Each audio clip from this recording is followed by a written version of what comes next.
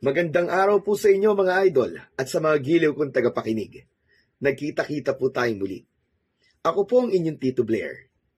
Sa araw po na ito, pakinggan po natin ang kwento ni Leon. Isang dating kriminal na kilala bilang si Leon Verdugo na piniling magbagong buhay at iwanan ang madilim at madugo niyang nakaraan bilang isang hitman. Ngunit isang araw, ay may matatanggap siyang tawag mula sa hindi kilalang numero. Isang misyon ang ibibigay sa kanya ng isang desperadong ama na iligtas ang anak nito mula sa isang grupo ng mga aswang na pinamumunuan ni Domingo. Nagkaroon man si Leon ng pagdadalawang isip, ngunit sa huli ay tinanggap pa rin niya ang trabaho na yon. Ngunit ang hindi niya alam, yun ang magiging pinakamahirap niyang misyon sa lahat. Magtagumpay kaya si Leon na iligtas ang batang si Rafael mula sa mga aswang na dumukot dito? Magagawa ba niyang protektahan si Rafael hanggang sa maibalik niya ang bata sa ama nito? Ano ang mangyayari sa kanila ni Rafael habang sinusubukan niyang iligtas ang bata? At ano ang lihim na siyang magpapagulantang sa kanya habang tinatapos ang misyon na yon? Sama-sama po natin pakinggan mga idol ang umaatikabong kwentong ito na puno ng pag-asa at pakikipaglaban. Ngunit bago po ang lahat mga idol, huwag naman po nating kalimutan mag-subscribe at i-hit ang notification bell sa aking YouTube channel na The Voice Addict para sa mas marami pang makapigil hiningang kwentong aswang at katatakutan mula sa mundo ng kababalaghan. Umpisahan na po natin ang kwento. Napahinto ang 36 na taon na si Leon sa pagpili ng repolyo nang marinig niya ang paghingi ng saklolo ng isang matandang babae. Luminga siya sa paligid ng palengke at nakita niya ang isang lalaki na tumatakbo. Tangan ang isang parehabang wallet. Babaliwalain niya sana ito. Ngunit napansin niya na walang nagtangka ni isa na pigilan ang magnanakaw. Napabuntong hininga si Leon at nang dumaan ang lalaki sa harapan niya, ay dinakma niya yon sa batok at hinila pabalik. Malakas na bumagsak ang lalaki sa maruming semento. At nang kukunin niya rito ang pitaka, ay sinipa siya nito sa binti. Pero tila wala lang yun kay Leon dahil hindi man lang siya natinag.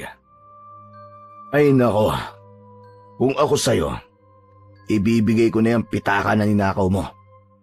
Sige na, ayoko manakit ngayon kasi kagagaling ko lang sa simbahan. Naging matigas ang magnanakaw at nang babangon na ito para tumakas, ay agad itong binigwasan ni Leon ng malakas na suntok sa muka. Muling bumagsak ang magnanakaw at nawalan yon ng malay. Agad na nagpalakpakan ang mga tao sa paligid. Yan kasi, nagmamatapang ka pa. Lumapit ang matandang babae kay Leon. Kinuha niya ang wallet sa magnanakaw at ibinalik yun sa matandang babae na kulang na lang ay halikan si Leon sa labis na pasasalamat. Nanginginig habang iniaabot nito ang kamay upang kunin ang wallet. You're welcome po, Lola. Pero, alam niyo po kasi, wala na pong libre sa panahon ngayon eh. Kahit hero po, may bayad na ngayon. Baka naman, meron kayong pabuya dyan para sa akin. Nagulat ang matanda, ngunit agad na dumukot ng 300 piso mula sa wallet nito at ibinigay yon kay Leon. Kinuha ni Leon ang pera at tinapik ang balikat ng matanda. Okay. Ayos na to, Lola. Basta next time po Ingat-ingat din. Marami talagang magnanakaw sa lugar na ito. Ngumiti siya ng bahagya at naglakad na palayo. Nang medyo malayo na siya, ay narinig niya ang pagsigaw ng matandang babae na sana ay pinanakaw na lang nito ang wallet nito dahil yung 300 piso pala na ibinigay nito kay Leon ang laman lamang ng wallet ng matanda. Nakatira si Leon sa tahimik na baryo ng San Rafael sa Leyte. Napakalayo na ng buhay niya roon sa buhay niya nung nasa Maynila pa siya. 2 taon na siyang naninirahan sa San Rafael at bago siya napunta roon ay kilala siya sa bansag na Leon Verdugo.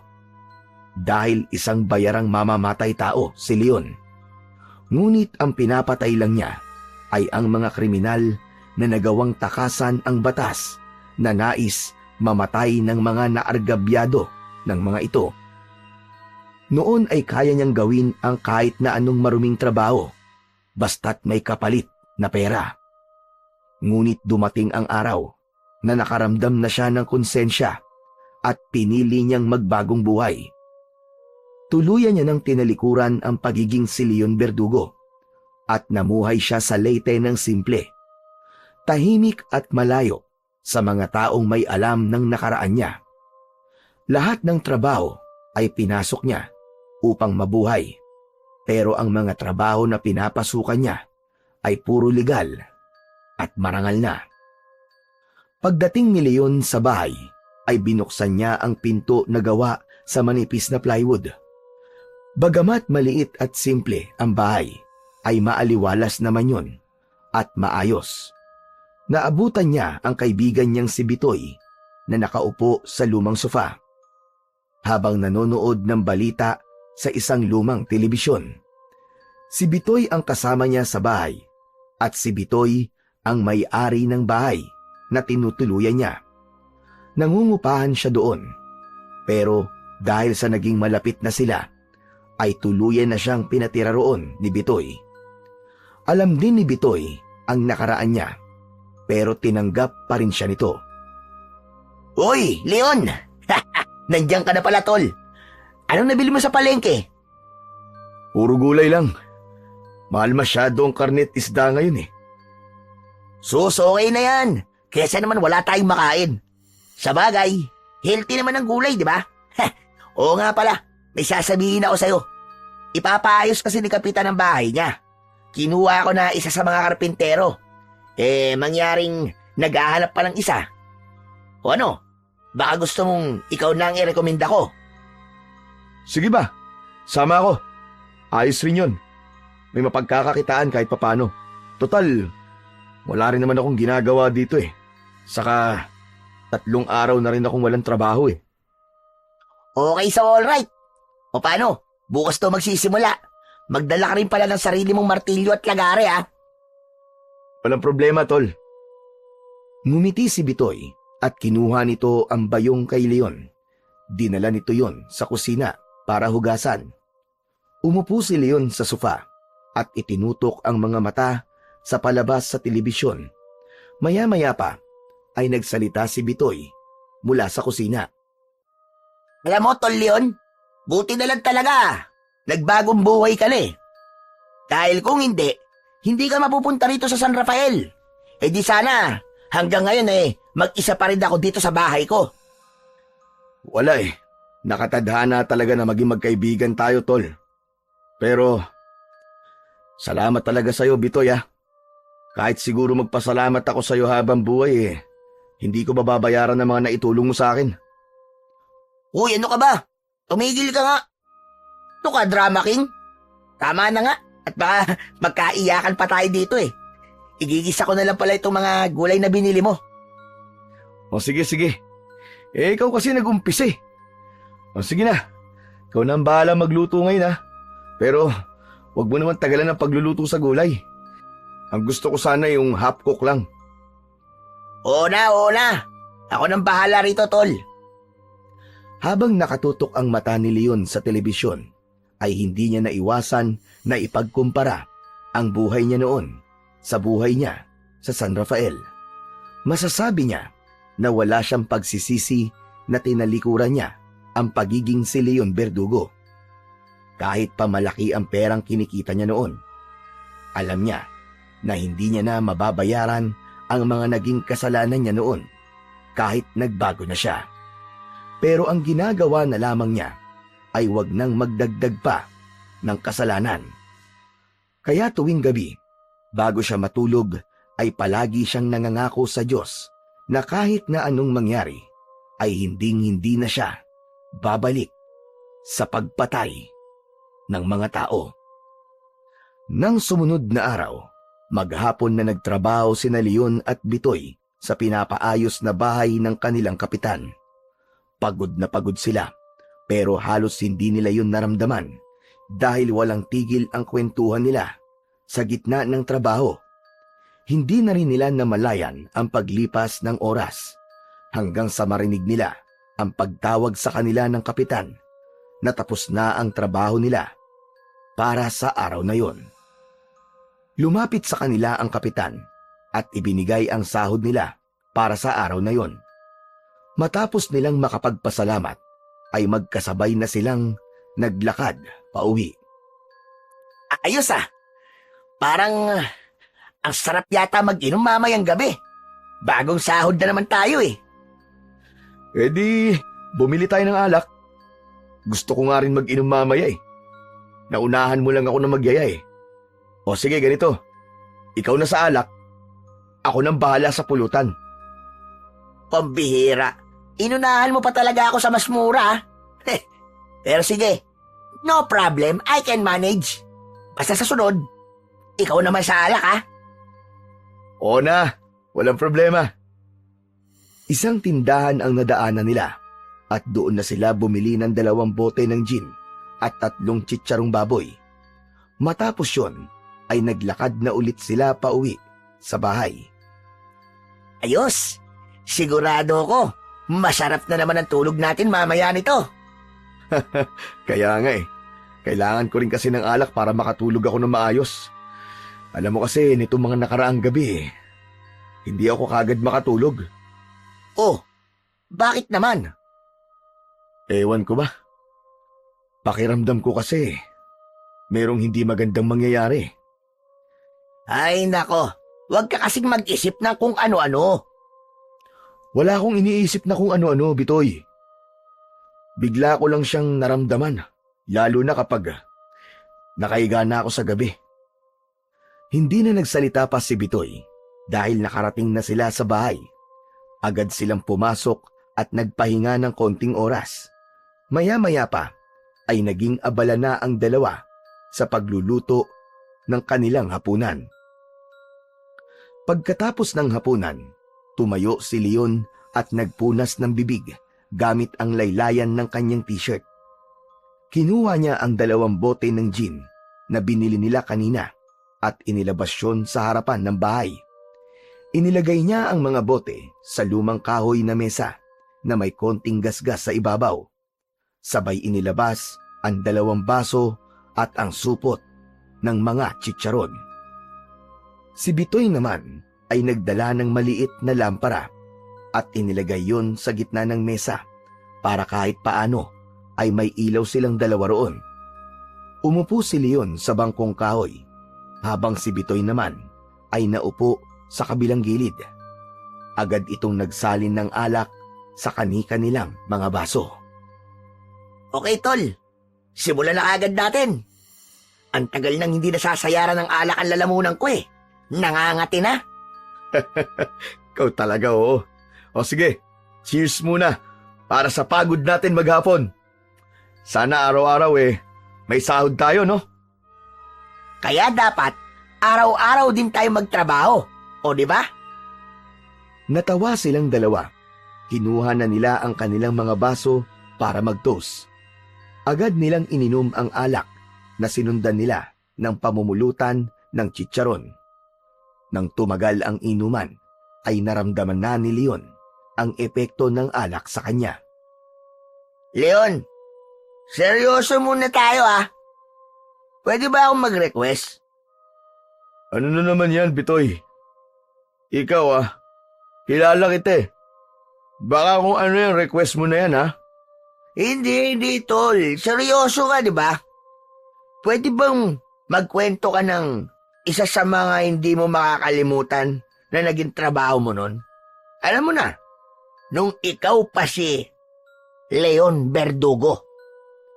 Napahinto si Leon at biglang humigpit ang hawak niya sa baso. Tinitigan niya ang alak sa loob nun. Napangiwi siya dahil ayaw sana niyang balikan ang kanyang nakaraan. Lalo na at tahimik na ang buhay niya ng panahon na yon. Bitoy, kung maaari sana huwag na natin pag-usapan yun. Hindi magandang topic. Sige na, Leon. Tayong dalawa lang naman na nandito eh. Saka, alam mo naman, di ba? Na alam ko na ang nakaraan mo. Pero, gusto ko lang marinig yung isa sa mga hindi mo makakalimutan na pinatay mo. Huwag ka mag-alala pare, mapagkakatiwalaan mo naman ako eh. Kailan ko ba ikinuwento sa ibang nakaraan mo? O di ba? Para lang may maganda tayo mapag-usapan. Pinilit ni Bitoy si Leon at sa huli, napabuntong hininga na lamang si Leon. Inayos niya ang upo niya at uminom ng isang shot ng alak. Ang kulit mo talaga. Oo na, sige na. Ang lakas mo sa akin eh. Pero isa lang ha. Yan ang gusto ko. O sige, game. Simulan mo na ang kwento mo at makikinig ako. Ay isang tao noon na ang pangalan ay Ernesto. Isang big time na drug lord sa Maynila. Kung tutusin, matagal na dapat siyang nakakulong. Pero ang dami niyang koneksyon sa pulis at gobyerno, kaya hindi siya mahuli-huli. Kumbagay parang untouchable. Ang daming pamilyang nasira dahil sa droga niya. Pero isang araw, Bitoy, lumapit sa akin yung pamilya ng isang lalaking namatay sa overdose. Dahil yun sa droga na binibenta ni Ernesto. Yung nanay mismong lumapit sa akin. Halos magmakaawa nga eh. Napatayin ko si Ernesto para paghihiganti sa namatay niyang anak. At dahil malaking halagang nakataya, tinanggap ko. Napahinto si Leon dahil parang bumigat ang dibdib niya habang inaalala ang nangyari. Sinundan ko siya at inabangan ko siya isang gabi na wala siyang bodyguard. Doon, sa warehouse niya sa port area. Doon ko siya nahuli. Hawak niya pa ang pera habang binibilang yung kinita niya sa kalokohan niya. Pero hindi niya alam na kanina pa ako nandoon. Ay, isang putok lang, Bitoy. Isang putok lang. Tinapos ko na kagad ang buhay niya. Hindi na siya nakaporma sa akin. Pero sa totoo lang, nung bumagsak siya, Bitoy, doon ko na-realize na meron din pala siyang pamilya na naghihintay sa kanya sa pag-uwi niya sa bahay. Akala ko magiging masaya ako na nabawasan ng isang kriminal ang mundo. Pero hindi ganun ang naramdaman ko, Bitoy. Para ako namanhid ng mga oras na yun. Hindi ko ma-explain kung anong nararamdaman ko nung gabing yon. Nagkaroon ng katahimikan sa pagitan nila. Si Bitoy, na kanina ay panay ang tawa, ay biglang sumeryoso ang muka. Naramdaman ni Leon ang pag-init ng gilid ng kanyang mga mata.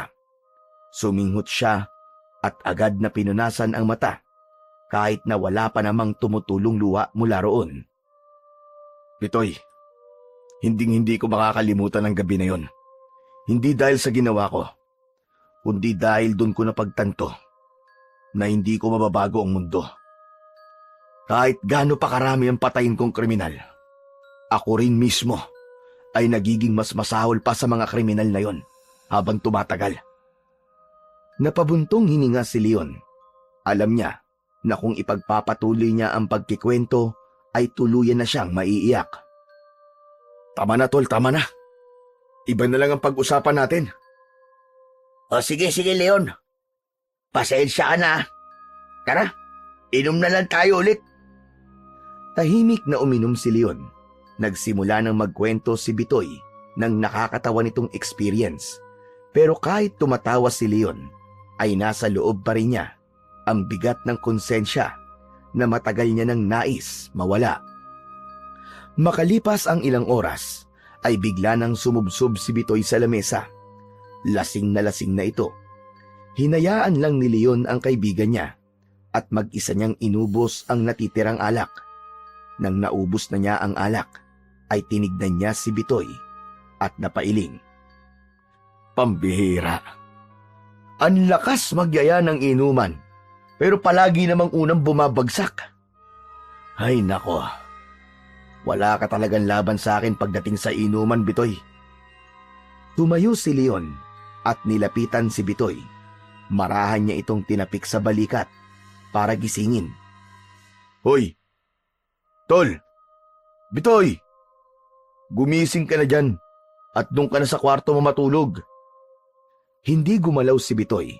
Ilang beses niyang sinubukang gisingin ang kaibigan, pero tulog na ito. Napakamot na lang sa likod ng ulo si Leon. Anak nang, sabi ko na nga lagi na lang ganito. Ako na naman ang magbubuhat sa mokong na to. Inilagay niya ang kamay niya sa ilalim ng kilikili ni Bitoy. Bubuhati na sana niya ito papunta sa kwarto nang biglang tumunog ang luma niyang cellphone sa bulsa ng shorts niya. Napahinto si Leon at kinuha ang cellphone. Hindi pamilyar ang numerong nakalagay sa screen. Bahagyang nag-isip si Leon bago sinagot ang tawag. Hello? Hello, sino to? Mula sa kabilang linya ay narinig niya ang mababang boses ng isang lalaki. Kumusta ka na, Leon Verdugo? Hindi ko alam kung sino ka, pero nagkamali ka ng tinawagan. Hindi ako si Leon Verdugo. Hindi ako nagkakamali, Leon. Sigurado akong ikaw si Leon Verdugo. Magpapakilala ako sa'yo. Ako nga pala si Miguel. Halos mabitiwan ni Leon ang cellphone. Napaatras siya at napatingin sa paligid at siniguro niya na walang ibang tao na maaaring makarinig sa kanya. Paano mo ako nakilala? Wala akong kilalang Miguel. Hindi mo nga ako kilala, pero kilala kita. Hanggang ngayon, matunog na matunog pa rin ang pangalan mo, Leon Verdugo. Hindi ka nawawala sa usapan ng mga dati mong kliyente at mga nakasama mo. Kung totoo man niyang sinasabi mo, wala na akong pakialam. Matagal ko nang ibinaon sa lupa si Leon Verdugo. Kaya ako nagbibiro ka lang, tol. Tumigil ka na. Hindi ako nagbibiro. May papagawa ko sa'yo. Pero iba ito sa mga dati mong trabaho. Ang kulit mo naman Sinabi ko na nga na matagal ko nang ibinaon sa limot yon. Huminto na ako sa ganyang trabaho. Kaya tigilan mo na ako. Nagbabagong buhay na ako. Teka. Masyado kang hot Makinig ka muna. Kung noon, pumapatay ka. Ngayon, magliligtas ka naman ng buhay. Natigilan si Leon. Bahagyang tumaas ang kilay niya habang hinihintay ang iba pang sasabihin ni Miguel. Anong ibig mo sabihin? Gusto kong iligtas mo ang anak ko. Dinukot siya. Babayaran kita ng 2 milyong piso. Ang kalahati, matatanggap mo bukas ng umaga. 2 milyon? Huwag mo nga ako niloloko. Kung gusto mo man trip, wag ako. Bago pa makapagsalita ulit si Leon, ay pinutol na ni Leon ang tawag. Pinatay niya ang cellphone at ibinalik yun sa kanyang bulsa. Sira ulo to Akala ba niya maniniwala ako sa kanya? Nek-nek mo. Binalikan ni Leon si Bitoy na tulog pa rin sa mesa. Binuhat niya ito at dinala papunta sa kwarto. Pagkatapos niyang mailapag si Bitoy sa kama, bumalik si Leon sa harap ng bahay at niligpit ang mga baso, bote at supot ng chicharon. Agad niyang inalis sa isip niya ang mga sinabi sa kanya nang tumawag sa kanya kanina. Matapos maipasok sa bahay ang mga ginamit nila sa pag-iinom, ay nagsarado na siya ng bintana at pinto. Pumasok na siya sa kwarto nila ni Bitoy, ngunit kahit gaano siya kapagod sa buong araw, ang mga sinabi ni Miguel ay paulit-ulit na umalingaw-ngaw sa kanyang isip. hanggang sa siya ay tuluyang nakatulog. Maagang nagising si Leon ng sumunod na umaga. Napaupo siya sa gilid ng kama at marahang kinusot ang kanyang mga mata. Tumayo siya at iniwanan si Bitoy na mahimbing pa rin ang tulog. Naisip niyang gisingin na lang si Bitoy kapag nakapagluto na siya ng almusal. Lumabas siya ng kwarto at tinungo ang pintuan ng bahay at binuksan yon. Ngunit pagkabukas niya ng pinto ay agad siyang natigilan. Sa harap ng pintuan ay may isang itim na bag na may katamtamang laki. Napakunot ang noo ni Leon habang tinitignan ang bag. Nagdalawang isip siya kung kukunin yon o hindi dahil baka kung ano ang laman nun. Sa huli, nanaig ang kuryosidad niya. Maingat niyang kinuha ang bag at dinala papunta sa kusina. Ipinatong niya yon sa lamesa. Hinila ni Leon ang zipper ng bag at nang mabuksan niya yon ay hindi niya napigilan ang mapamura ng malutong. Pera ang laman ng bag. Ang makapal na bungkus ng tig-1,000 ay maayos na nakasalansan sa loob. Nanlaki ang mga mata ni Leon habang nakatingin sa pera. Sa ibabaw ng pera ay may nakapatong na isang puting sobre. Kinuha ni Leon ang sobre at binuksan yon. Kinuha niya ang sulat sa loob at binasa. Ito ang paunang bayad para sa misyon na ipapagawa ko sa iyo. Kapag natapos mo ang trabaho, matatanggap mo ang natitirang halaga. Aba, ayos ah. Ang misyon ay simple lang. Iligtas mo ang anak ko. Hindi ako nagbibiro. At alam ko na ikaw lang ang makakagawa nito. Hihintayin ko ang sagot mo. Napahawak si Leon sa kanyang noo at pilit niyang inunawa ang sitwasyon.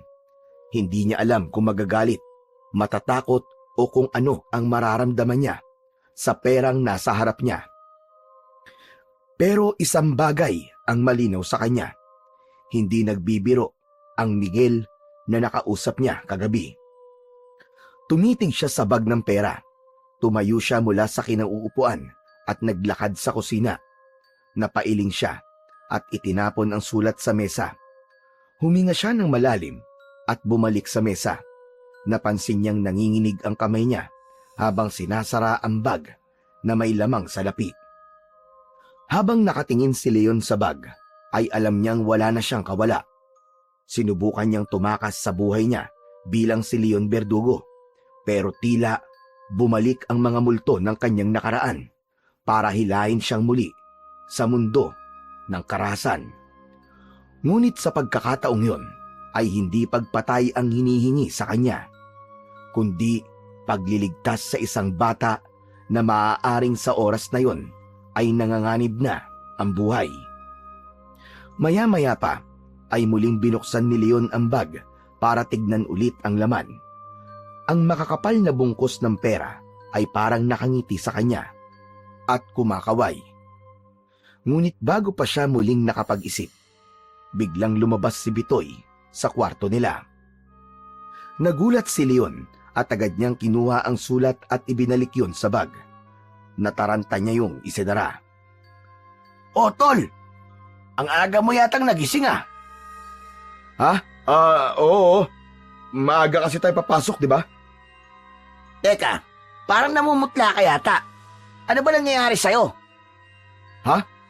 Ako namumutla? Siguro nagugutom lang ako. Kaya nga nandito ako sa kusina para magluto eh." Sa pagkakataon na yon, ay napansin na ni Bitoy ang bag na nasa ibabaw ng lamesa. "Oh, ano ba ang bag na yan? Ngayon ko lang yata nakita yan dito sa bahay ah." "Ito ba? Mga lumang damit ko pare. Pinag-iisipan ko nga kung itatapon ko na o itatago ko eh." "Pambira. Akala ko kung ano na. Kung itatapon mo yan, sabihin mo sa akin. Baka may magagamit pa ako dyan, sayang naman." Sige. Pero sa ngayon, itatabi ko muna to. Pagpipilian ko muna." Kinuha ni Leon ang bag at dinala yon sa kwarto nila. Agad niyang isinuksok ang bag sa ilalim ng papag at siniguro niya na hindi yun makikita ni Bitoy. Lumabas si Leon ng kwarto at bumalik sa kusina kung saan naghihintay si Bitoy. Nakaupo na ito at umiinom ng tubig. Muli siya nitong tinignan. Pare, sandali lang. Sigurado ka bang okay ka lang talaga? Kanina pa kita tinitignan eh. Pabira.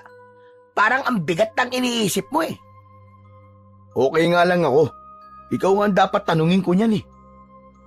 Okay ka lang ba? Tinulugan mo na naman ako kagabi. Oo nga eh. Medyo masakit pa nga ang ulo ko ngayon. Yung lakas ng hangover ko. Hindi ko kasi kaya yung tagay mo eh. Masyadong mataas.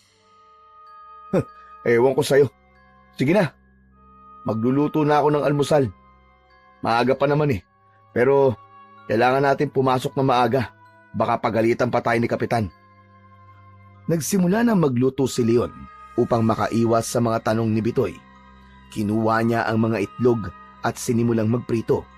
Pero kahit na anong pilit niyang ituon ang atensyon niya sa ginagawa, hindi niya maalis sa isip ang mga salitang sinabi ni Miguel sa sulat at sa tawag kagabi. Alam niyang wala na siyang koneksyon sa dati niyang buhay, pero ang tawag na yon at ang bag na may lamang pera ay parang bumuhay muli sa Leon Verdugo na matagal niya nang inilibing sa lupa. Tinapos niya ang pagluluto ng almusal at siya na rin ang naghain. Habang kumakain sila, sa kabila ng normal na usapan nila ni Bitoy tungkol sa trabaho nila, ay nanatiling magulo ang isip ni Leon. Ang tanong kung tatanggapin ba niya ang alok ni Miguel ay paulit-ulit na bumabalik sa kanyang utak at alam niya na hindi siya magkakaroon ng kapayapaan hanggat hindi siya nagpapasya. Sa trabaho ay parang wala sa sarili si Leon, habang si Bitoy naman ay abala sa pagkakabit ng kahoy sa kisame. Si Leon naman ay parang palaging nawawala sa focus. Ilang beses niyang nalalaglag ang martilyo mula sa kamay niya at minsan pa ay maling bahagi ng kahoy ang pinupukpok niya. Hoy, Leon! Ano ba nangyayari sa'yo? Kanina pa kita tinititigan ah. Aba, parang wala ka sa sarili mo ah. Ha? Wala. Okay lang ako. Ngunit habang tumatagal, mas lalo pang dumami ang mga pagkakamali ni Leon. Muntik pa niyang mabagsakan ng kahoy si Bitoy habang inaayos ang kisame. Nagpatuloy sila sa trabaho, ngunit hindi pa rin maalis ang kaba sa mukha ni Leon. Nang makauwi sila ng bahay, ay tahimik siyang naupo sa lumang sofa matapos niyang buksan ang telebisyon. Pinilit niyang ituon ang atensyon doon, ngunit halatang halata na hindi niya naiintindihan ang kanyang pinapanood. Nagulat na lang siya nang biglang pinatay ni Bitoy ang telebisyon at umupo sa tabi niya. Oh, tol! Ba't pinatay mo? Nanonood ako eh. Leon, kailangan natin mag-usap. Alam ko na may dapat kang ikwento sa akin. Wala naman akong dapat na ikwento sa'yo, Bitoy eh. Pagod lang ako sa trabaho. Huwag mo nga ako niloloko. Kanina pa kita napapansin ah. Hindi pa nga tayo nagsisimula sa trabaho, mukha ka ng pagod. Pambihira ka naman pare oh. Ano ba talaga ang problema mo? Wala nga sabi. Bakit ba ang kulit mo, Bitoy? Hoy Leon, akala ko ba wala tayong liman? Kung meron ka mang pinagdadaanan, sabihin mo. Malay mo, matulungan kita. Natahimik si Leon at umiwas siya ng tingin kay Bitoy. Makalipas lang ang ilang sandali ay tumayo siya. Huminga siya ng malalim at nagtungo sa kwarto. Kinuha niya ang itim na bag na nakatago sa ilalim ng papag at bumalik sa sala. Pagbalik niya, inilapag niya ang bag sa gitna nila ni Bitoy at binuksan yon. Nang makita ni Bitoy ang laman, ay nanlaki ang mga mata nito. Nak ng 7 kalabaw na tinamaan ng lintik. Leon! Saan bangko mo naman ninakaw yan? Hoy! Huwag kang maingay! Hindi ko ninakaw to, no? Paunang bayad to sa akin. Ano? Bayad? Aba, para saan? Kinuha ni Leon ang isang sulat at inabot yon kay Bitoy. Basahin mo to. Siguro mas maiintindihan mo ang lahat kapag binasa mo yan. Kinuha ni Bitoy ang sulat at binasa yun ng mabuti. Matapos basahin, ibinalik nito ang papel kay Leon at matiim siyang tinignan. Gusto kanyang bayaran ng 2 milyong piso, tol. Para iligtas ang anak niya? Oo, tama ka. At hindi ko alam kung bakit ako. Matagal na akong huminto, Bitoy. Sinubukan ko ng talikuran ng lahat. Pero parang may mga nakakakilala pa rin sa akin. Isa pa, malayo to sa ginagawa ko nun. Pumapatay ako ng tao at hindi nagliligtas. Pero tol, maliwanag na 2 milyon yan. Kahit gaya 1 milyon na nasa bag nila ay malaki na ang magagawa para sa'yo eh. Ano pa kayang dagdagan pa ng 1 milyon, hindi ba? Pinag-isipan ni Leon ng maigi ang sinabi na yun ni Bitoy at mabilis niyang nakuha ang punto nito. Alam mo, Bitoy, tama ka. Malaking pera na to.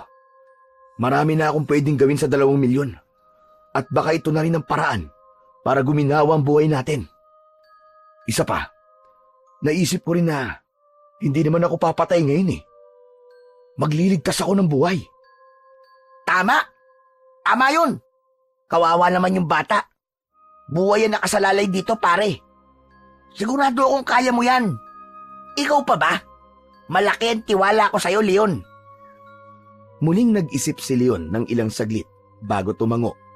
Tumayo siya at kinuha ang cellphone mula sa bulsa ng shorts niya. Hinanap niya ang numero ni Miguel sa call log at nang makita niya ay agad niya yung tinawagan. Ilang segundo lang ang lumipas ay sumagot na kagad si Miguel. Hello, Leon. Inaasahan ko na tatawag ka ulit sa akin. Nakapagdesisyon ka na ba? Natanggap ko na ang paunang bayad mo. Tinatanggap ko na rin ang pinapatrabaho mo sa akin. Ano ang kailangan kong malaman? Salamat. Salamat, Leon. Napakalaking tulong nito sa akin at sa anak ko. Kailangan mong iligtas ang anak ko na si Rafael, na 10 taong gulang pa lamang. Kailangan mo siyang iligtas sa grupo ng mga aswang na pinamumunuan ni Domingo. Napakunot ang noo ni Leon. Napabuntong hininga siya at napangisi ng bahagya. Teka, parang nabibingi ako. Ano ka mo? Aswang? Niloloko mo ba ako? Hindi na ako bata para maniwala sa mga ganyang kwento, Miguel. Sabihin mo na sa akin na totoo. Mukha ba ako nagbibiro, Leon? Nasa kamay mo na ang kalahati ng bayad ko. Sa tingin mo, magbibigay ako ng ganyang kalaking pera kung hindi totoo sinasabi ko sa'yo? Natigilan si Leon. Naramdaman niya ang kaseryosohan sa boses ni Miguel. Totoo ang mga aswang, Leon. At nasa kamay nila ngayon ang anak ko. Kailangan mo siyang iligtas bago maging huli ang lahat. Okay. Sabihin na natin naniniwala na ako sa mga aswang. Kung ganon, ano pa ang kailangan kong gawin? Saan ko siya hanapin? Pag nailigtas mo si Rafael, dalhin mo siya sa Batanes. Doon tayo magkikita. Kapag nandun na kayo, tawagan mo ako. Sasabihin ko kung anong susunod na gagawin mo. Batanes?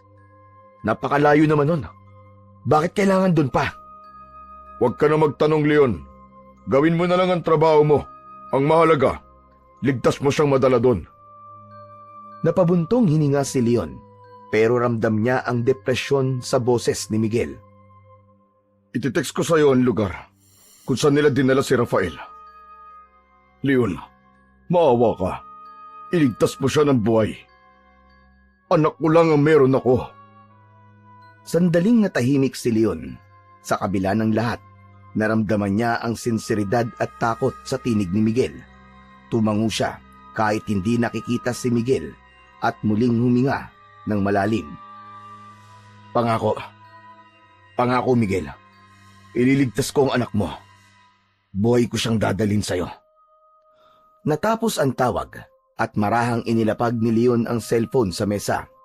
Tumingin siya kay Bitoy na kanina pa tahimik na nakikinig. Ano ng plano mo ngayon, Leon? Tama ba ang narinig ko? Oo, Bitoy. Tinanggap ko na. Kailangan kong iligtas ang anak ni Miguel sa mga taong dumukot dito at dalhin siya sa Batanes. Nagkatinginan silang dalawa. Si Leon, sa kabila ng bigat ng desisyon, ay naisip na baka yun na ang pagkakataon niya na gumawa ng kabutihan para kahit paano ay makabawi-bawi siya sa mga kasalanan na nagawa niya noon. Pagsapit ng gabi, nagtungo sina Leon at Bitoy sa likod ng bahay. May dala silang isang lampara at nagtulong sila sa paghuhukay sa lupa. Hawak ni Leon ang pala habang si Bitoy ay gumamit ng piko upang padaliin ang paghuhukay ni Leon. Hindi pa man sila tumatagal ay pawis na sila, pero wala silang reklamo at patuloy lang sila sa paghuhukay. Makalipas ang napakahabang oras ng paghuhukay, ay napansin ni Leon na natigilan bigla si Bitoy nang ibaon nito sa lupa ang piko. Bakit, Bitoy? Anong meron? Leon, ito na yata yun. May natamaan na akong parang kahoy. Sigurado ko na yan ang baul. Natigilan ng sandali si Leon at binilisan na nila ang paghuhukay sa paligid ng baul. Pagkalipas ng ilang minuto, lumitaw ang malaking kahon na gawa sa bakal na may makapal na kahoy na gilid. Hinila ni Leon ng sabay at kahit mabigat ay nagawa nilang ilabas yun mula sa hukay. Tumayo si Leon at tinitigan ang baul na nasa harapan nila. Napansin ni Bitoy ang pananahimik niya. Ano na, Leon? Bubuksan mo na ba yan o hindi? Hindi ko lang kasi akalain na darating ang araw na muli kong kakailanganin ng mga gamit na nasa loob nito. Ano ka ba? Alam ko nararamdaman mo pero ayos lang yan. Sa pagkakataong to, para naman sa kabutihan ng gagawin mo eh. Walang masama ron, Leon. Tumango si Leon at kinuha ang piko mula kay Bitoy. Itinutok niya yon sa kalawanging kandado at malakas niya yung hinampas. Agad na nasira ang kandado at marahan niyang binuksan ang baul.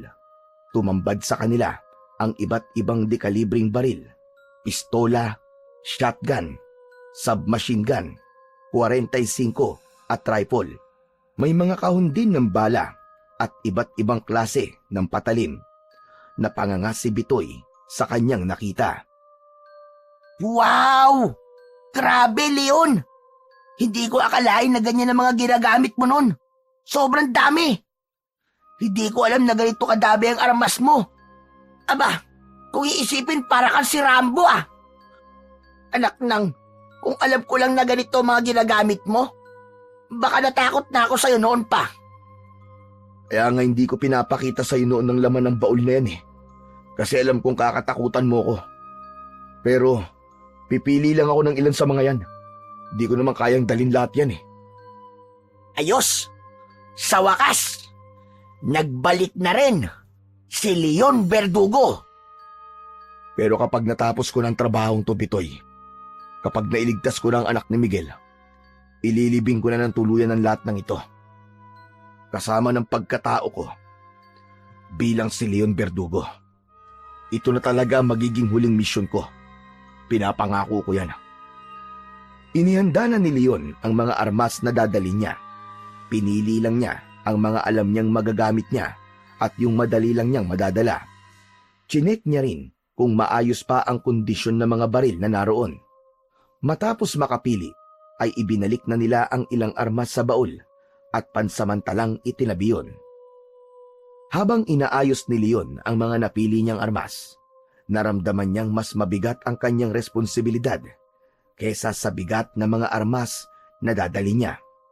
Ngunit sa kabila ng lahat, alam niyang tama ang gagawin niya dahil hindi lang yun tungkol sa pera, kundi higit pa para sa inosenteng buhay na kailangan niyang mailigtas. Pagsapit ng madaling araw, siniguro ni Leon na nakahanda na ang lahat ng dadali niya. Nasa harap niya ang isang malaking bag na naglalaman ng mga armas at kagamitan na kinuha nila Bitoy mula sa baul. Sa tabi ng bag ay merong isang maliit na sling bag kung saan nakalagay ang sapat na pera para sa kanyang misyon. Sa lamesa naman ay naroon ang natitirang pera mula sa paunang bayad ni Miguel. Ito'y natirang pera. Itago mo to. Kung sakaling may mangyari sa akin, ikaw na ang bahala dito, tol. Huy, wala namang ganyanan. Huwag kang magsalita ng ganyan, Leon. Walang mangyayari sa'yo na masama. Alam mo kung bakit? Kasi, ikaw si Leon Verdugo. Sigurado ko na buhay kang babalik dito pagkatapos ng trabaho mong yan. Salamat, Bitoy. Gusto ko lang siguraduhin na may maiiwan sa'yo kung sakali. Ikaw na muna ang bahala rito at hindi ko alam kung kailan ako makakabalik. Huwag mo akong problemahin dito, tol. Pero sigurado akong babalik ka ng buhay. Walang makakatalo sa'yo. Tandaan mo yan. Pasamanda mo ka eh. Natawa ng bahagya si Leon at napatungo at kinuha na niya ang kanyang malaking bag. Muli niyang tiningnan si Bitoy. Huminga siya ng malalim at tinapik sa balikat ang kanyang kaibigan. Nagpaalam na si Leon kay Bitoy at lumabas na ng bahay. Naghihintay na ang isang tricycle sa labas na naarkila niya nung gabi pa lang. Inilagay niya ang malaking bag sa likuran ng tricycle at sumakay na siya. Nagpahatid siya sa driver sa bus station. Habang umaandar ang tricycle, tumingin si Leon pabalik sa bahay. Napabuntong hininga siya. Alam niyang yun na ang simula ng isang mahirap at delikadong misyon. Pagdating sa bus station, agad siyang bumaba at binuhat ang kanyang bag papunta sa pila ng mga pasahero. Sumakay siya sa isang air-conditioned bus na biyaheng Maynila. Naupo siya sa may bintana at hindi nagtagal ay umandar na ang bus palayo mula sa lugar na naging tahimik niyang tirahan sa loob ng maraming taon. Makalipas ang ilang oras na biyahe, nakarating na ang bus sa isang port kung saan sumakay yun sa isang malaking cargo ship na nagsasakay ng mga sasakyan kabilang ang bus at truck. Bumaba ang mga pasahero para pansamantalang makapagpahinga habang bumabiyahe ang barko patungong Maynila. Nasa gilid ng deck si Leon at nakatingin sa malawak na dagat. Ang malamig na hangin ay humahampas sa kanyang muka, pero ang isip niya ay puno ng mga tanong. Iniisip niya kung paano niya haharapin ang grupo na dumukot sa anak ni Miguel at kung paano niya ililigtas ang bata. Pero sa kabila ng lahat ng tanong at duda, alam niyang kailangan niyang tapusin ang trabahong yon. Sa wakas ay nakarating na ang bus sa Maynila makalipas ang maraming oras na naglayag sila sa dagat. Naging mas abala ang paligid, ang ingay ng mga sasakyan, ang dami ng tao, at ang kaguluhan ng lungsod ay malaking kaibahan mula sa tahimik na baryo na iniwan ni Leon. Bumaba si Leon mula sa bus, nadala ang kanyang bag at tumingin sa paligid. Binuksan niya ang kanyang cellphone at may natanggap siyang text mula kay Miguel. Nasa text ang eksaktong address ng lugar kung saan dinala si Rafael at kung paano niya yon mapupuntahan. Pinara niya ang isang taxi at binanggit ang address na nasa text. Agad siyang sumakay doon nang pumayag ang driver na ihatid siya sa lugar na yon. Pagkababa ni Leon mula sa taxi, agad siyang napatingin sa lumang bahay na nasa kanyang harapan. Sira-sira na ang mga bintana nun at ang pader ay tinubuan na ng mga damo at lumot. Tumingin siya sa cellphone niya at binasa ulit ang text message ni Miguel. Nakalagay doon sa likod ng lumang bahay ay merong daan papasok sa isang gubat. Dediretsuhin niya ang daan na yon hanggang sa makita niya ang isang lumang warehouse. Sa warehouse na yon, naroon si Rafael at ang mga dumukot dito. Napabuntong hininga si Leon. Iniabot niya ang bayad sa taxi driver at kinuha ang kanyang bag na nasa compartment sa likod. Nang makaalis na ang taxi, ay muling tinignan ni Leon ang bahay at ang paligid nito. Siniguro niya na walang ibang tao sa paligid. Matapos ang ilang saglit, ay nagsimula na siyang maglakad papunta sa likod ng bahay kung saan naroon ang makapal na gubat. Hindi na siya nagsayang ng oras at sinimulan na niyang maglakad doon. Habang naglalakad si Leon sa masukal na daan ng gubat, ay ramdam niya ang bigat ng dala niyang bag. Habang palalim ng palalim siya sa gubat, lalong bumibigat ang pakiramdam niya. Parang may nakamasid sa kanya mula sa kung saan. Halos 1 oras din siyang naglakad bago niya natanaw sa hindi kalayuan ang isang lumang warehouse. Napansin niya ang 2 lalaking nakatayo sa harapan. Tumigil si Leon sa likod ng isang malaking puno at tinakpan ang sarili gamit ang mga dahon at sanga. Mula roon ay pinagmasdan niya ang 2 bantay. Ang bihira. Ano bang aswang ang sinasabi mo, Miguel? Mukha lang naman silang mga normal na tao ah. Sabi ko na nga ba niloloko mo lang ako eh. Hindi totoo mga aswang. Para kay Leon, ang aswang ay bahagi lang ng mga alamat at hindi totoong mga nilalang. Dahil sa tagal niyang nabubuhay sa mundo, kahit anino ng mga aswang ay wala pa siyang nakikita. Sinilip muli ni Leon ang paligid at napagtanto niyang hindi makabubuting sumugod kagad siya, lalo na't maliwanag pa. Naisip niya na sa gabi na lang siya aatake upang mas mahirapan ang mga kalaban niya. Maingat at tahimik na umalis si Leon sa kanyang kinaroroonan na posisyon. Naghanap ng lugar na maaaring pagtaguan. Nakahanap siya ng isang malaking bato at sa likod nun siya nagtago. Naupo siya roon, naghintay at tahimik na nagplano ng kanyang susunod na hakbang. Maya-maya pa ay tuluyan ng lumubog ang araw. Binalot na ng dilim ang kapaligiran. Doon na nagsimulang kumilos si Leon. Sinalubong siya ng malamig na simoy ng hangin habang palapit siya sa warehouse.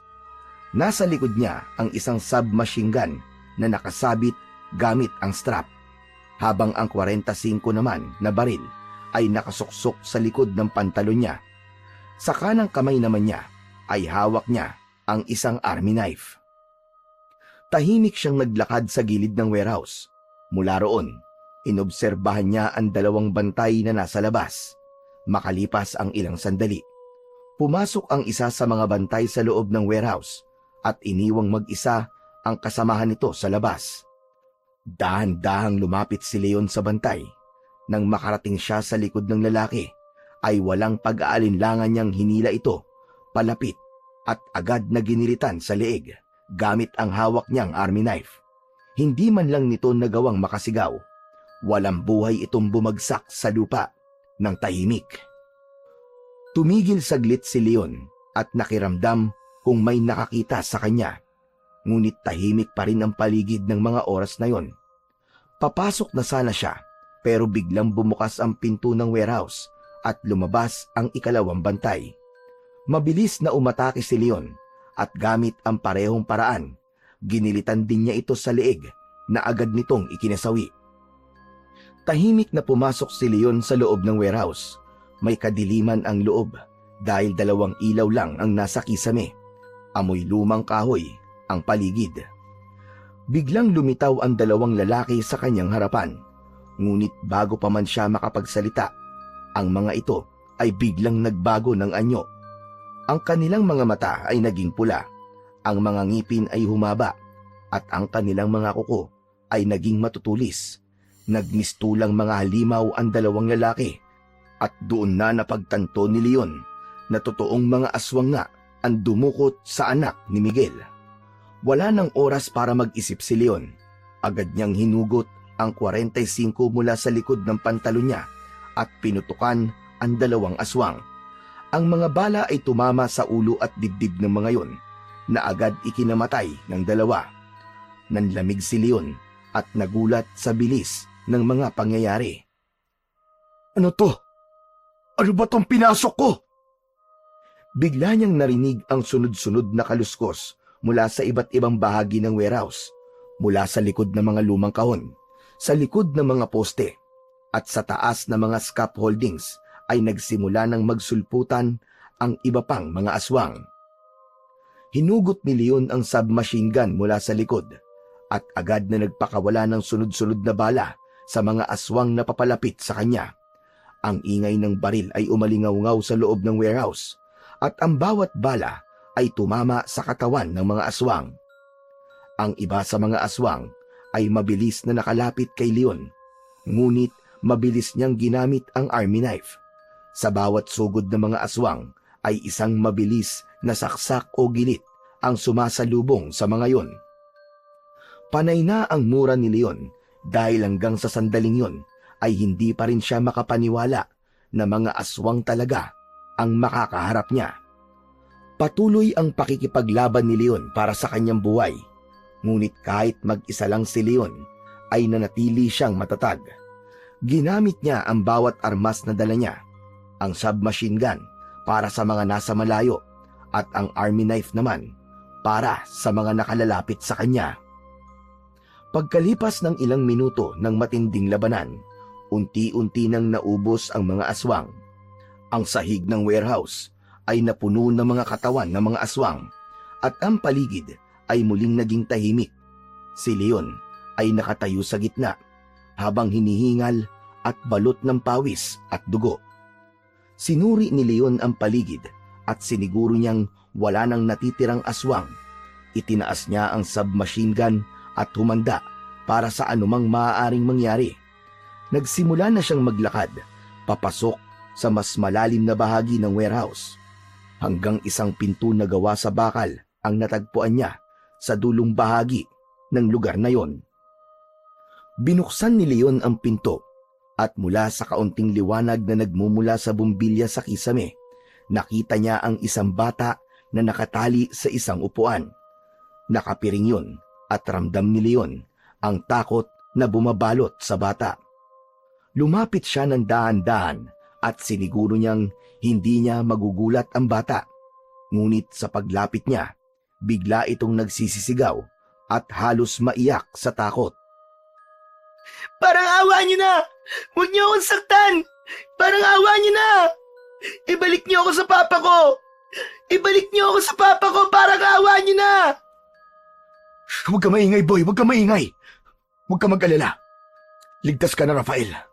Inutusan ako ng tatay mo para iligtas ka. Hindi ako ang kaaway mo. Hindi ba? Si Miguel ang papa mo." Nang marinig ng bata ang pangalan na Miguel, ay huminto ito sa pagsigaw. Lumuhod si Leon sa harap nito at maingat niyang tinanggal ang piring nito. "Huwag kang maingay, Rafael. Ako si Leon. Pinapunta ko dito ng tatay mo para iligtas ka. Huwag kang matakot. Ligtas ka na. Rafael ang pangalan mo, hindi ba?" Tumango si Rafael, ngunit halata pa rin sa mukha ng bata ang takot. Maingat na tinanggal ni Leon ang tali sa kamay at paa ng bata. Tumayo si Leon, saka inalok ang kamay niya kay Rafael. "Tara na, Rafael. Umalis na tayo dito. Baka may mga dumating pang mga aswang." Hinawakan ni Rafael ang kamay ni Leon at magkasabay silang naglakad palabas ng silid. Maingat na binuksan ni Leon ang pinto ng warehouse, ngunit bago pa sila tuluyang makalabas, biglang may humarang sa kanilang daraanan. Sa harapan nila ay nakatayo ang isang lalaki. Matangkad, matipuno, at may nakakatakot na presensya. Ang mga mata nito ay namumula, at kahit hindi pa nagbabago ang anyo nito, ramdam ni Leon ang kakaibang lakas na dala ng lalaki. Don Verdugo, isang karangalan na makaharap ka ng personal. Ako si Domingo. Hindi ko akalain na ikaw ang uutusan ni Miguel para kunin ang anak niya. Maaari natin pag-usapan ang presyo mo, Leon. Ibigay mo sa akin ang bata. "Paano kung hindi ko ibigay sa'yo?"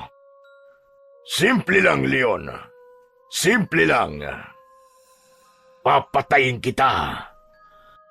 Agad na itinutok ni Leon ang submachine gun kay Domingo. "Sige, subukan mo kaming pigilan, hayop ka. At hindi ako magdadalawang isip na paulanan ka ng bala. Wala akong oras sa mga laro mo." Kung sa tingin mo ay takot ako sa mga baril mo, nagkakamali ka. Pero sigurado kung ikaw ang matatakot, kapag nalaman mo kung anong klaseng nilalang ang kinakalaban mo. Huwag mo akong tinatakot, gunggong ka. Matagal na akong takot. Huwag mo akong subukan. Huwag mong ubusin ang pasensya ko, Domingo. Kung ganun, humanda ka. Pero tandaan mo, Leon, hindi mo magagawang ibalik ang bata sa tatay niya. Hindi ka magtatagumpay. Hindi na nagsalita pa si Leon. Pinaulanan niya ng bala si Domingo. Ngunit bago pa tumama ang mga bala rito, ay nag-anyong aswang na ito at mabilis na nawala sa kanilang paningin. Luminga sa paligid si Leon habang hawak niya pa rin ang submachine gun, ngunit hindi niya na nakita pa si Domingo. Doon niya napagtanto na iba si Domingo sa mga aswang na napatay niya. Pinatunayan nito sa ilang segundong magkausap sila na ito nga ang pinuno ng grupo ng mga aswang na nakalaban niya kanina. Huminga ng malalim si Leon, saka tinapik sa balikat si Rafael. Tara na, sa tingin ko'y wala na siya.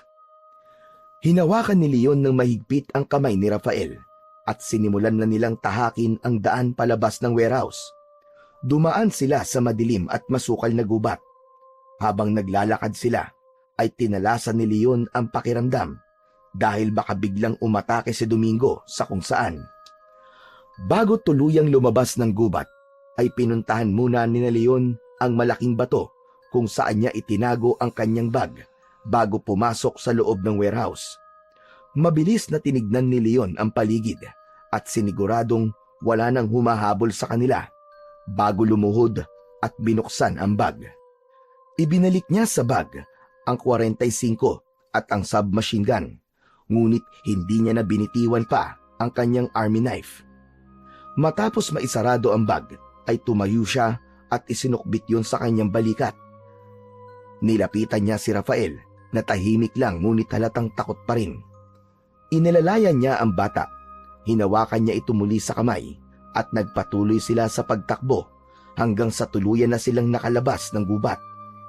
Huminto sila saglit sa gilid ng kalsada upang habulin ang kanilang paghinga.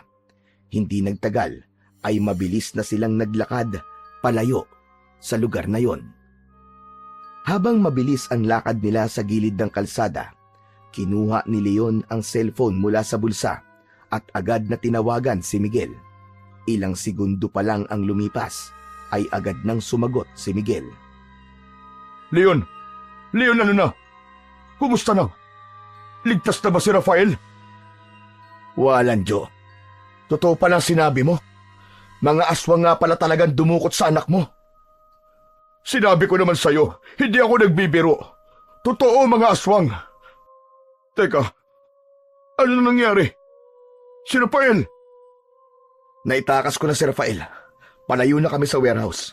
Pero hindi pa kami ligtas. Salamat. Salamat sa Diyos. Leon, maraming salamat sa'yo.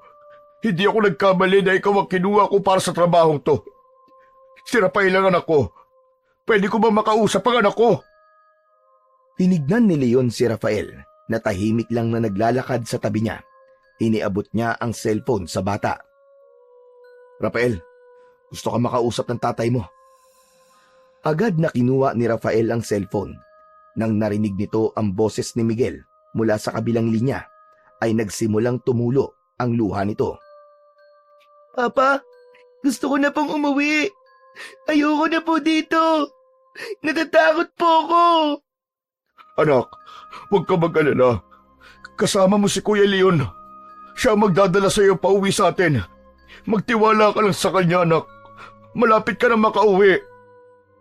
Patuloy lang sa pag-iyak si Rafael. Ilang saglit pa, tahimik na inabot ni Rafael ang cellphone pabalik kay Leon. Kinuha ni Leon ang cellphone at muling nakipag-usap kay Miguel. Leon, napatay mo ba si Domingo? Hindi ko siya napatay. Napakabilis niya, Miguel. Parang naglaho siya na parang bula sa harap namin kanina eh. Si Domingo ang pinuno ng grupo nila. Malakas siya at hindi madaling patayin. Pero ang mga tauhan niya, napatay mo ba sila? Lahat ng mga tauhan niyang aswang sa warehouse ay napatay ko.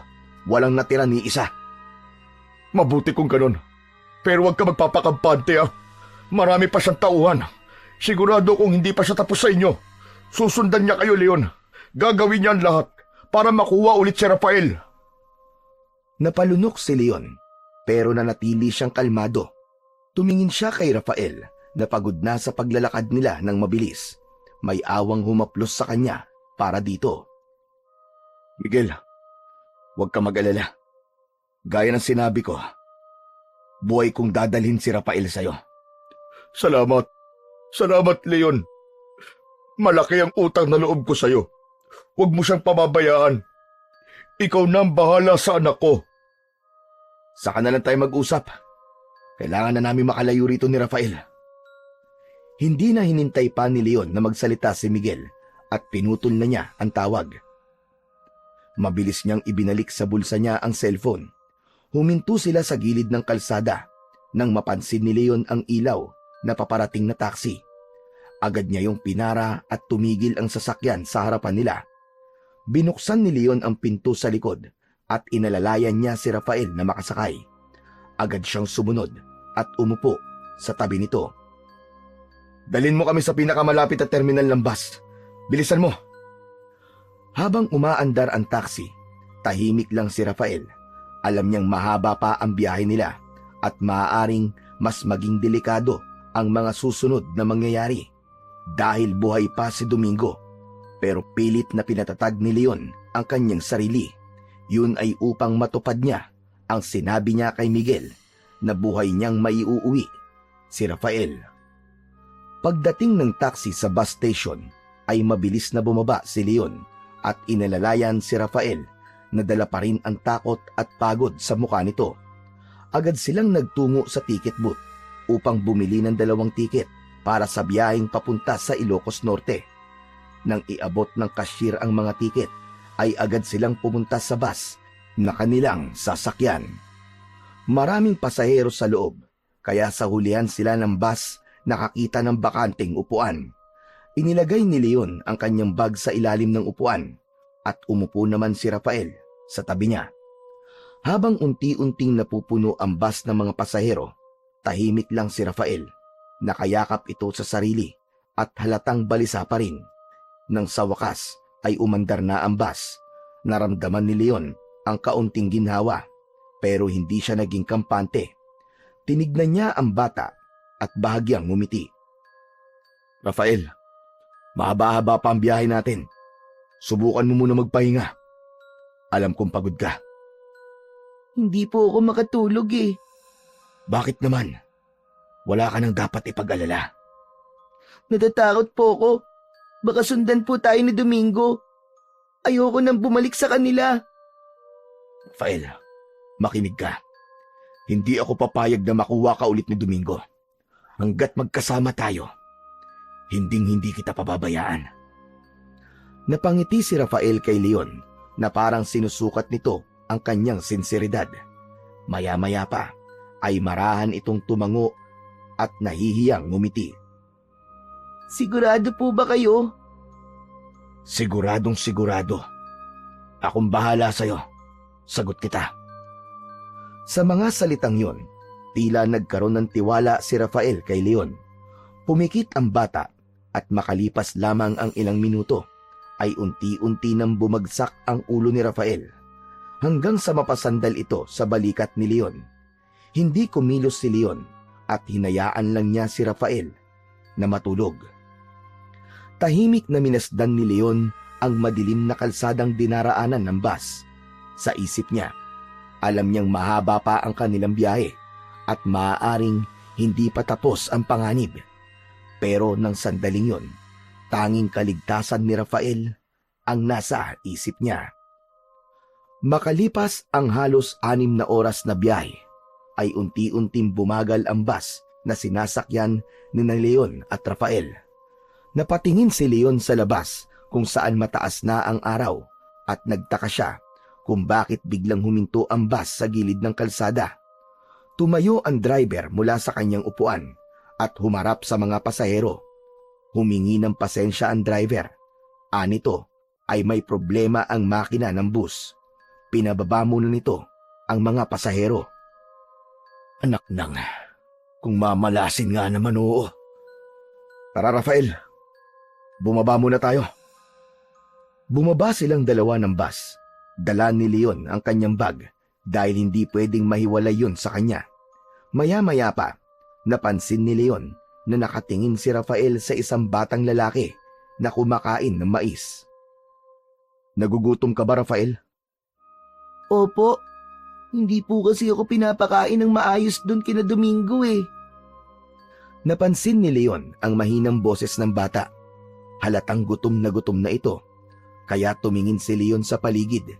May nakita siyang fast food na hindi kalayuan mula sa lugar kung saan nakahinto ang bus nila. Inaya niya roon si Rafael na agad namang sumama sa kanya. Pagpasok nila sa fast food restaurant ay maraming tao ang naroon. Mabuti na lang ay may nahanap silang bakanting mesa sa gilid. Rafael, dito ka lang ha. Huwag kang aalis.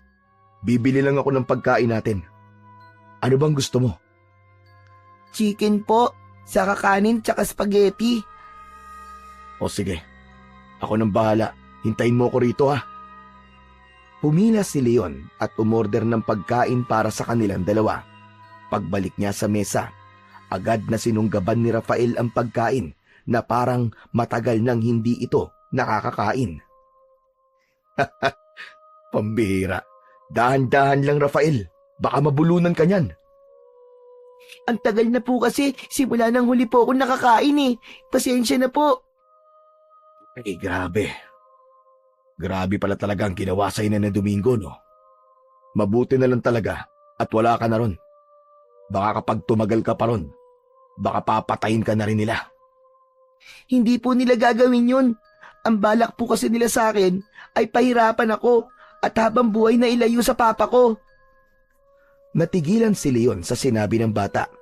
Mas naramdaman niya ang bigat ng pinagdadaanan nito habang nasa kamay ng mga aswang. Habang tinitignan niya si Rafael na gutom habang kumakain, naramdaman niyang mas lalong lumalim ang responsibilidad na kailangan niyang gampanan. Nais pa sana niyang magtanong kay Rafael kung bakit ito dinukot ni na Domingo, pero naisip niya ang manahimik at kumain na lamang. Naunang matapos kumain si Leon at hinintay na lang niya si Rafael. Nang matapos na ito, ay nagpahinga lang sila saglit at lumabas na sila sa restaurant upang tignan kung okay na ang bus na kanilang sasakyan. Ngunit pagbalik nila sa lugar kung saan naroon ang bus, ay natigilan si Leon. Wala na roon ang bus at kahit ang ibang pasahero ay wala na rin. Napakamot si Leon sa ulo habang nagtataka. Anak nang, kung mamalasin ka nga naman talaga. Mukhang naayos na yung bus habang kumakain tayo at naiwanan tayo, Rafael. Hala, ano na pong gagawin natin, Kuya Leon? Napatingin si Leon kay Rafael at ngumiti ng bahagya upang ipakita niya sa bata na wala itong dapat na ipag-alala. Okay lang yan. May magandang dahilan siguro kung bakit tayo naiwan ng bus. Mas mabuti pang maghanap muna tayo na mapagpapahingahan natin. Mamayang gabi na lang ulit tayo bumiyahe. Kasi mas madaling makahanap ng bus na may bakanting upuan kapag gabi na. Tumango si Rafael at nagsimula silang maglakad sa kalsada upang maghanap ng lugar kung saan sila pwedeng magpalipas ng oras. Matapos ang halos kalahating oras ng paglalakad, may nakita silang maliit na apartel. Pumasok si Leon at kinausap ang receptionist. Tinanong niya ito kung may bakanting kwarto at nang sabihin nito na meron, ay nakahinga siya ng maluwag. Kumuha siya ng isang kwarto para sa kanila ni Rafael. Matapos niyang magbayad, ay inabot na sa kanya ng receptionist ang susi. Nagtungo na sina Leon sa kwarto na nasa ikalawang palapag. Maliit lang ang kwarto na yon, pero may isang double bed, isang maliit na mesa, mga upuan at banyo. Ibinaba ni Leon ang kanyang bag malapit sa mesa. Magpahinga muna tayo, Rafael. Mag-ipon ka ng lakas kasi mahaba pa ang biyahe natin. Hindi na sumagot si Rafael at agad itong nahiga, habang si Leon naman ay pumunta sa banyo upang maghilamos. Habang tinitignan niya ang kanyang sarili sa salamin, ay napabuntong hininga siya. Hindi niya inakala na magiging ganun kahirap ang trabaho niya na yon. Para sa kanya, ay yun na ang pinakamahirap na ginawa niya kumpara sa mga nagawa niya dati. Makalipas ang ilang minuto, lumabas si Leon ng banyo at naupo sa gilid ng kama. Habang natutulog si Rafael, inabot ni Leon ang kanyang cellphone at sinuri ang oras. Naisip niya na matulog na lang din muna dahil mahaba-haba pa naman ang oras bago sumapit ang gabi. Madilim na nang nagising si Leon mula sa mahimbing na pagkakatulog. Nilingon niya si Rafael na mahimbing pa ring natutulog sa tabi niya. Bumuntong hininga si Leon at napag-isip-isip niyang bumili ng pagkain para sa kanilang dalawa bago sila magpatuloy sa biyahe. Maingat niyang kinuha ang kanyang bag kung saan nakalagay ang kanyang pera at tahimik siyang lumabas ng kwarto upang hindi maabala ang pagtulog ni Rafael. Paglabas niya ng apartel ay naghanap siya ng mabibilan niya ng pagkain. Makalipas ang ilang sandali ay nakakita na siya ng isang maliit na karinderya. Bumili siya ng ulam at kanin. Matapos yun ay nagmamadali na siyang bumalik sa apartel. Hindi nagtagal ay nasa harapan na si Leon ng kwarto nila ni Rafael. Pagbukas niya ng pinto ng kwarto ay nakita niya si Rafael na nakaupo sa isang sulok. Yakap nito ang sariling mga tuhod at umiiyak ng tahimik. Tila nagulat pa ang bata nang makita siya. Biglang tumayo si Rafael at sumugod kay Leon para yakapin siya ng mahigpit. "Oh, bakit umiiyak ka, Rafael? Ano nangyari sa'yo?" Akala ko po kasi iniwan niyo na po ako. Akala ko hindi na niyo po ako babalikan. Natigilan si Leon. Ramdam niya ang takot ni Rafael. Hinawakan niya ang balikat ng bata at tinitigan niya ito sa mata. "Rafael, hindi ko gagawin yon. Hindi kita iiwan. Hindi ba nangako ko sa'yo na iuuwi kita ng ligtas sa papa mo? Bumili lang ako ng makakain natin para hindi tayo magutom sa biyahe natin mamaya." Unti-unting kumalma si Rafael nang marinig ang sinabi ni Leon. "O siya, tara na. Kumain muna tayo para makaalis na tayo." Inilapag ni Leon ang mga binili niyang pagkain sa lamesa at binuksan ang mga yon. Kumuha siya ng 2 pinggan at mga kubyertos. Kumuha na rin siya ng baso at nilagyan yon ng tubig mula sa galon ng tubig na naroon. Umupo na sila at nagsimula na silang kumain. Habang abala sa pagkain, ay biglang nagsalita si Rafael. Kuya Leon, paano mo natalo yung mga aswang na alagad ni Domingo? "Ayun ba? Dahil yon sa mga dala kong armas. May mga baril ako sa bag ko at meron ding patalim. Yun ang ginamit ko sa mga demonyong yon." Pulis ka po ba o sundalo? Napailing si Leon sabay ngiti. Hindi ako pulis at hindi rin ako sundalo." Ano pong trabaho nyo? "Huwag mo nang alamin, Rafael. Ang mahalaga, ligtas ka na. Sige na, kumain ka na lang dyan." Hindi na nagtanong pa si Rafael at nagpatuloy na lang siya sa pagkain. Napabuntong hininga naman si Leon. Ayaw niyang pag-usapan ang kanyang nakaraan, lalo na sa harap ng isang bata. Isa pa, alam niya na hindi rin siya mauunawaan ni Rafael dahil bata pa ito. Matapos kumain, ay inayos na ni Leon ang kanyang gamit. Sinigurado niya na ang kanyang mga armas sa bag ay maayos na nakatago at handang gamitin kung sakaling kailanganin. Tumingin siya kay Rafael na mukhang mas maaliwalas na ang muka kesa kanina. Lumabas silang dalawa ng apartel at naglakad papunta sa gilid ng kalsada kung saan naghintay sila ng bus. Tahimik si Rafael habang nakahawak sa kamay ni Leon. Ilang minuto lang ang lumipas ay may dumaan ng bus. Mabilis na pinara yon ni Leon at huminto ang bus sa kanilang harapan. Nang bumukas ang pinto ng bus, ay pinauna ni Leon na sumakay si Rafael bago siya sumunod. Pagkapasok nila ng bus ay agad na naghanap si Leon ng upuan at sa hulihan na naman sila naupo. Muli niyang inilagay ang bag niya sa may paanan nila. Maya-maya pa ay muling nakatulog si Rafael habang nakasandal ang ulo nito sa balikat ni Leon. Hinayaan lang ito ni Leon dahil alam niya na noon lang nakaramdam si Rafael na ligtas ito. Matapos ang halos 3 oras na biyahe, ay biglang nagsalita ang konduktor mula sa unahan ng bus. Anito ay mag-i-stop over muna sila ng kalahating oras. Nang huminto ang bus, ay sumilip si Leon sa labas ng bintana. May nakita siyang isang maliit na karinderya at mga banyo sa hindi kalayuan. Rafael, gusto mo bang gumamit ng banyo? Ha? Banyo? Sige po, kuya. O tara na, bumaba muna tayo. Kailangan ko rin magbanyo eh. Tumayo silang dalawa at bumaba ng bus. Hindi na dinala ni Leon ang bag niya dahil alam niyang hindi sila magtatagal sa labas ng bus.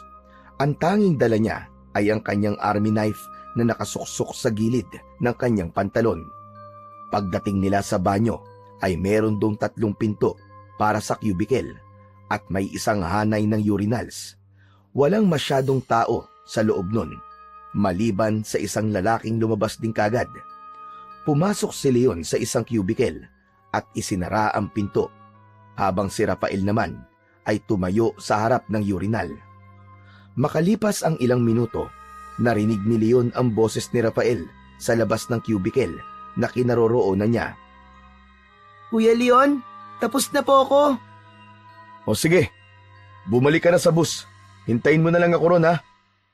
Narinig ni Leon ang yabag ni Rafael palabas ng banyo. Muling naging tahimik ang paligid habang nasa loob pa rin siya ng cubicle. Ilang saglit pa, natapos na rin siya. Tumayo na siya at inayos ang sarili. Nang buksan ni Leon ang pinto ng cubicle ay natigilan siya. Sa harapan niya ay may 3 lalaking nakatayo. Lahat ay nakatingin sa kanya ng masama. May kakaibang naramdaman si Leon, pero pinili niyang maging kalmado. May problema ba tayo? Isa sa mga lalaki ang ngumisi, ngunit hindi sumagot. Nagulat na lang si Leon nang sabay-sabay na nag-anyong aswang ang 3 lalaki. Napagtanto niya na ang 3 aswang na yon ay ilan lamang sa mga tauhan ni Domingo. Palihim na hinugot ni Leon ang army knife mula sa gilid ng kanyang pantalon at itinago niya yon sa likod ng kanyang kamay. Napakaliit ng espasyo sa loob ng banyo, ngunit para kay Leon ay sapat na yon upang labanan niya ang 3 aswang. Agad siyang kumilos, hinubad niya ang kanyang damit at isinampay yon sa taas ng cubicle. Ginawa niya yon upang hindi yun malagyan ng dugo dahil alam niya na magiging madugo ang labanan na yun. Mahigpit niyang hinawakan ang army knife at matiim na tinignan ang mga aswang na unti-unti nang lumalapit sa kanya. Sa isang iglap, ang unang aswang ay sumugod. Umilag si Leon. Mabilis niyang sinaksak ito sa tagiliran. Mas lalong nagalit ang aswang at tinangka siya nitong sakmalin, pero inunahan niya ito ng pagsaksak ng patalim sa bunganga nito. Malakas niya itong sinipa palabas ng cubicle. Tumama ang likod ng ulo ng aswang sa gilid ng lababo at nabasag ang bungo nito.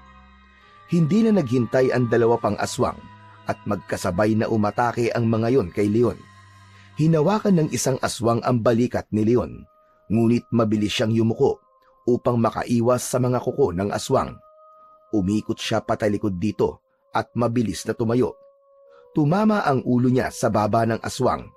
Natumba ang aswang at nang humarap siya ay nakita niyang dumudugo ang bibig nito. Sinugod niya ito at paulit-ulit na sinaksak ng army knife sa dibdib hanggang sa bawian ito ng buhay. Matapos yun ay humarap si Leon sa natitirang aswang. Akmang aatake ito pero bigla itong natigilan. Tila nagkaroon ito ng pagdadalawang isip na lumaban pa. Matapos nitong masaksiyan ang ginawa ni Leon, sa dalawa nitong kasama. Ngunit sumugod pa rin ang aswang. Sinubukan nitong abutin si Leon gamit ang matutulis itong kuko, pero mabilis siyang naiwasan ni Leon. Yumuko siya at mabilis niyang sinaksak sa tiyan ang aswang, pero nahawakan siya ng aswang sa braso. Binuhat siya nito at itinapon sa loob ng cubicle. Mabuti na lang ay hindi masama ang pagkakabagsak niya at hindi tumama ang ulo niya sa inidoro. Nang makita ni Leon na pasugod ang aswang sa kanya, ay mabilis niyang kinuha ang takip ng tangke ng flash ng inidoro at nang makalapit ang aswang sa kanya, ay buong lakas niyang ipinalo yun sa muka ng aswang. Napaurong ang aswang, ngunit hindi pa rin yun bumagsak. Ang aswang ay muling umatake at sinubukang sakalin si Leon. Ngunit bago pa nito yun magawa, mabilis na iniangat ni Leon ang army knife at bumaon yun sa ulo ng aswang. Tumigil ang aswang at nang huguti niya ang patalim, ay bumagsak ang katawan nito sa sahig. Hingal na hingal si Leon matapos mapatay ang tatlong aswang. Agad siyang lumapit sa lababo at binuksan ng gripo. Hinilamos niya ang malamig na tubig sa kanyang muka upang ang dugo roon ay matanggal. Sinuri niya ang sarili sa salamin at sa kanya hinugasan ang kanyang mga kamay na puno ng dugo. Nang masiguro na wala na siyang bakas ng dugo sa katawan at muka, ay kinuha niya ang kanyang damit na nakasampay sa itaas ng cubicle. Isinuot niya yon at mabilis na lumabas ng banyo. Paglabas ni Leon ay nakita niyang umaandar na ang bus. Napamura siya at agad na tumakbo. Nakita niya si Rafael sa bintana na sumisigaw at umiiyak habang nakatingin sa kanya. Sinubukan ni Leon na habulin ang bus. Mabuti na lang ay napansin ng driver ang sigaw ni Rafael, kaya agad na huminto ang bus sa gilid ng kalsada. Nagmamadaling sumakay si Leon sa bus at agad siyang sinalubong ni Rafael. Tumakbo ito papunta sa kanya at mahigpit siyang niyakap. Kuya Leon, ang akala ko po magkakahiwalay na tayo eh. Tahan na Rafael. Nandito na ako. Wala kang dapat ipag-alala. Tara na sa upuan natin. Inalalayan ni Leon si Rafael pabalik sa kanilang upuan sa likod ng bus. Nang makaupo na sila, tahimik na tumitig si Leon sa labas ng bintana. Ramdam niya ang bigat ng nangyari. Alam niyang hindi matatapos ang laban niya hanggat hindi niya naiuuwi si Rafael kay Miguel. Pero nang sandaling yun, para kay Leon ay mahalaga na magpatuloy sila sa kanilang biyahe at patuloy niyang maprotektahan si Rafael. Makalipas ang ilang oras na biyahe, sa wakas ay huminto na ang bus sa terminal sa Batak, Ilocos Norte. Madilim pa rin ang paligid at kaunti na ang mga tao sa bus station. Agad silang bumaba ng bus station at nagtanong-tanong si Leon sa mga tao sa terminal kung paano sila makakarating sa Corimao, kung saan naroon ang port na kailangan nilang puntahan para makasakay ng bangka patungong Batanes. Hanggang isang tricycle driver ang nakausap ni Leon. Boss, paano po kami makakapunta sa Corimao? May masasakyan ba kami ngayon? Sir, pwede po kayo mag-jeep papunta Corimao. Mga 3 minuto lang o mas mahaba pa. Yan kung tuloy-tuloy ang biyahe. May jeep po ba dito ngayon? Medyo mahirap na maghanap ng jeep sa ganitong oras, boss. Baka kailangan nyo pa maghintay na matagal o kaya baka abutin na kayo ng umaga. Napaisip si Leon. Alam niyang wala silang oras para maghintay, lalo na at maaaring hinahabol pa rin sila ni Domingo. Habang iniisip ang bagong option, tumingin siya sa tricycle driver. Boss, kung ganun ikaw na lang ang magatid sa amin. Iatid mo kami sa Corimao, sa may port. Napatawa ng bahagya ang driver at umiling. Nako boss, pasensya na po kayo. Pero napakalayo po nun. Hindi kaya ng tricycle ko, baka masiraan po tayo sa daan. Magbabayad ako boss, 10,000. Iatid mo lang kami sa Corimao. Nagulat ang tricycle driver sa sinabi ni Leon. Kita sa mukha nito ang pag-aalinlangan. Pero ang halagang 10,000 piso ay tila masyadong mahirap tanggihan. Tumingin ito kay Leon at saka tumango. Aba boss, sige po. Kung ganyang kalaki ang bayad ihahatid ko kayo kahit ilibot ko pa kayo sa buong Ilocos Norte. Agad na isinakay ni Leon si Rafael sa loob ng tricycle. Sumunod siyang umupo rito habang hawak ang bag niya. Nagsimula nang umandar ang tricycle. Si Rafael ay tahimik lang, samantalang si Leon ay palaging alerto at sinisiguro niya na walang nakasunod sa kanila. Kuya Leon, malapit na po ba tayo? Konti na lang, Rafael. Konting tiis na lang. Kapag nasa Corimao na tayo, sasakay na tayo ng bangka papunta sa Batanes. Makikita mo na ang tatay mo. Habang mabilis na tumatakbo ang tricycle sa kalsada, bigla na lang napapreno ang driver. Napatilapon ng bahagya si Leon at Rafael sa kanilang mga kinauupuan at kasabay ng preno ay narinig nila ang malakas na sigaw ng driver. Sa unahan nila ay may 2 aswang na nakatayo na tila handa nang umatake. Napasigaw si Rafael nang dahil sa takot, habang ang tricycle driver naman ay hindi na nagawang paandarin ang tricycle nito sa sobrang takot. Sa halip, bumaba ito mula sa tricycle at tumakbo palayo. Hoy! Bumalik ka dito! Hoy! Bahala na kayo dyan! Ayoko pa mamatay! Sa'yo na 10,000 mo! Ngunit kahit anong sigaw na Leon, hindi na tumigil ang tricycle driver. Napabuntong hininga si Leon at tumingin kay Rafael na nanginginig sa labis na takot. Rafael, makinig ka. Kahit anong mangyari, wag na wag kang lalabas dito, ha? Naiintindihan mo? Oo, kuya. Pero natatakot po ako. Mabilis lang ako. Hindi ko papatagalin ang buhay ng mga aswang na yan. Kinuha ni Leon ang submachine gun mula sa bag at lumabas ng tricycle. Tumayo siya sa harapan ng tricycle habang nakatutok ang baril sa 2 aswang. Nang hakbang na ang mga yon, ay matapang na sumigaw si Leon. Sige mga Diablong Buwang! Lumapit kayo! Tignan natin kung mas mabilis kayo sa mga bala ko! Sa isang iglap, sumugod ang mga aswang. Agad na pinaputok ni Leon ang baril at ang sunod-sunod na bala ay tumama sa dibdib ng mga aswang. Sabay-sabay na bumagsak ang mga yon sa gitna ng kalsada. Akala ni Leon ay tapos na ang lahat, ngunit narinig niya ang malalakas na kaluskos mula sa mga gilid ng kalsada. Mula sa dilim, isa-isang nagsulputan ang maraming aswang. Anak ng teteng, oh! Ano to? Buong barangay na ba to ng mga aswang? Walang takot na pinaputokan ni Leon ang mga aswang. Ang sunod-sunod na putok ng submachine gun niya ay umalingaw-ngaw sa katahimikan ng gabi. Sa bawat bala, isang aswang ang bumabagsak, ngunit tila walang katapusan ang mga sumasalakay sa kanila. Ang iba ay sumugod ng malapit, kaya't napilitan si Leon na gumamit ng army knife upang saksakin ang mga ito sa leeg o kaya naman ay sa dibdib. Tumalsik ang dugo sa paligid at ang damuhan sa gilid ng kalsada ay nabalot ng mga katawan ng mga aswang. Si Leon ay sugatan na rin, ngunit hindi siya tumigil sa pakikipaglaban. Napansin niya si Rafael na nakasilip mula sa tricycle habang umiiyak. Patuloy na nakipaglaban si Leon at unti-unting nabawasan ang mga aswang. Ngunit bago pa man siya makapagpahinga, isang matangkad na figura ang lumitaw mula sa dilim at ang presensya nun ay mas mabigat kumpara sa ibang aswang. Tumigil si Leon sa pagpapaputok at tumitig sa bagong dumating. Agad niyang nakilala yon.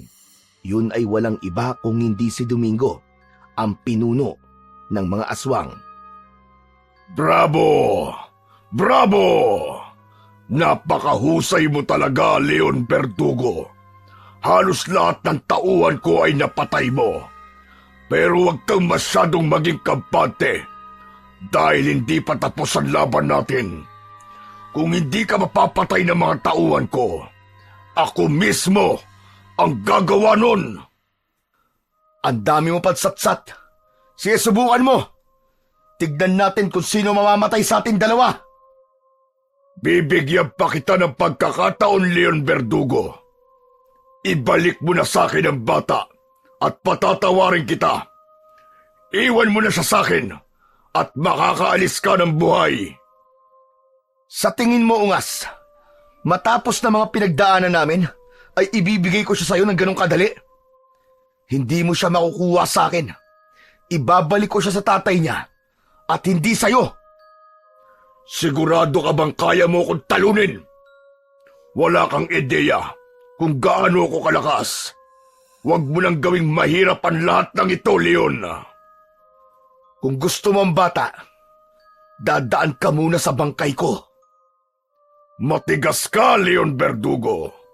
Kung ganun, paghandaan mo na ang kamatayan mo. Matapos yun, ay nag-anyong aswang na si Domingo. Agad na pinaputukan ni Leon si Domingo gamit ang kanyang submachine gun. Tumama ang mga bala sa dibdib ni Domingo, ngunit hindi nun tinablan si Domingo na labis na ikinabahala ni Leon. Leon Verdugo, hindi mo ako matatalo. Walang silbi ang mga baril mo sa akin. Hindi ako tinatablan yan. Nagsimulang manginig si Leon, ngunit pilit niyang tinatago ang kanyang takot. Tumakbo siya sa gilid ng kalsada at inuna niyang paputukan ang mga natitirang mga tauhan na aswang ni Domingo. Sunod-sunod ang putok ni Leon at isa-isa niyang inubos ang mga aswang na sumugod sa kanya. Matapos mapatay ang lahat ng tauhan ni Domingo, tumayo si Leon sa gitna ng kalsada. Nasa harapan niya si Domingo na naglalakad ng mabagal papunta sa kanya. Muling pinaputukan ni Leon si Domingo, ngunit katulad kanina, wala pa ring epekto rito ang bala ng baril niya. Hanggang sa tuluyan ng naubos ang bala niya, wala na siyang nagawa kundi ang bitiwan ang baril at kunin ang army knife sa gilid ng kanyang pantalon. Ngunit bago pa siya makagalaw, biglang sumugod si Domingo sa kanya. Isang mabilis at malakas na kalmot ang tumama sa kanyang dibdib.